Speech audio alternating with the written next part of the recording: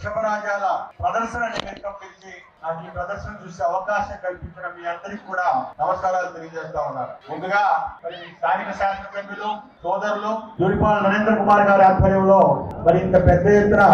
వారి తండ్రి గారు స్వర్గీయ జూడిపాల వేదయ్య చౌదరి గారు, అదే విధంగా స్వర్గీయ నందమూరి తారక రామారావు గారి స్ఫూర్తితో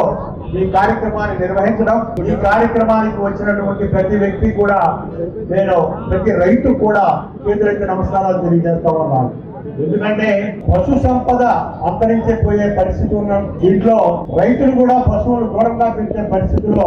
ఉన్న ఈ రోజుల్లో మరి రైతుకు ఆహ్లాదం కలిగి ఆనందం కలిగి సంతోషంగా కలిగేటువంటి ఈ కార్యక్రమాన్ని, ఈ వృషభరాజాల ప్రదర్శనని మనం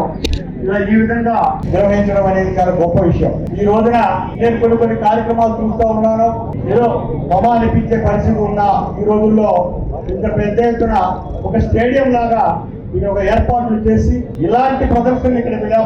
ప్రదర్శించడం అనేది చాలా గొప్ప విషయం. ఇలాంటి ప్రదర్శనకు వచ్చినటువంటి మరి రాష్ట్రం నలుమూలల నుంచే కాకుండా తెలంగాణ ప్రాంతం నుంచి ఇతర ప్రాంతాల నుంచి కూడా వచ్చినటువంటి రైతులందరికీ కూడా నేను నమస్కారాలు తెలియజేస్తూ భవిష్యత్తులో దీన్ని స్ఫూర్తిగా తీసుకుని ప్రతి ఒక్క రైతు కూడా